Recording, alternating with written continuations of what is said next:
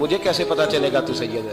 تو سید زادی نے اپنا پلو کھولا اور اپنے آنسو دونوں آنکھوں سے صاف کیے تو کہنے لگی اللہ تیرا بھلا کرے، میں ثابت نہیں کر سکتی کہ میں حضور کا خاندان، میرے پاس کوئی دلیل نہیں، میں نہیں بتا سکتی، چل ٹھیک ہے، چلی گئی۔ کسی نے بتایا کہ یہاں ایک یہودی بھی رہتا ہے، وہ بڑا سخی ہے، یا آتش پرست ہے، یا پارسی ہے کافر غیر، سخی بڑا ہے۔ اس کے پاس گئی، بیٹھی رہی، لوگ بیٹھے تھے، جب چلے گئے تو قریب گئی، کہنے لگی مجبور ہوں، پریشان ہوں، غریب نہیں ہوں۔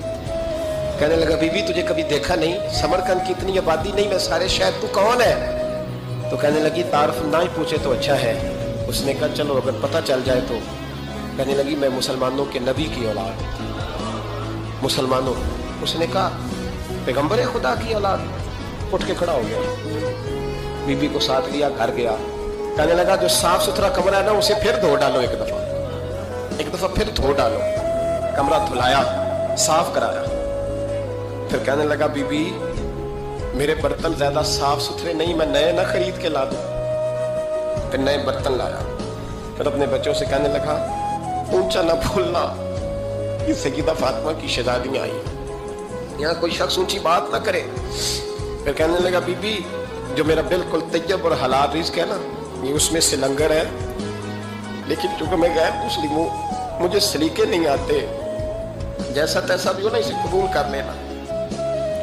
خاتون کو کہنے لگا یہ گھر ہے، جب تک جی چاہے یہاں رہنا، اور دیکھنا ہو سکے تو رات اپنے نبی سے سفارش کرنا، میرا بھی کوئی مسئلہ، میری بھی کوئی قبولیت کہیں ہو جائے۔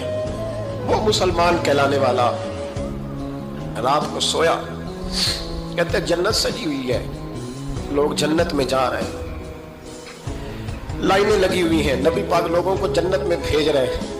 میں بھی دوڑ کے لائن میں لگ گیا، فرشتے نے میرا بازو پکڑا، کہا پیچھے ہٹ۔ تو میں دوڑ کے حضور کی بارگاہ میں گیا، میں حضور سارے جنت میں جا رہے ہیں کہ مجھے نہیں جانے دیتا۔ نبی پاک نے فرمایا تو کون ہے؟ کہ یا رسول اللہ میں مسلمان ہوں۔ کہتے حضور مجھ سے فرمانے لگے کوئی دلیل ہے تیرے پاس؟ دلیل ہے کوئی تیرے پاس؟ تو میں چپ کر گیا۔ فرمایا میری بیٹی تیرے دروازے پر آ ہی گئی تھی تو دلیلیں پوچھنے لگ گیا تھا۔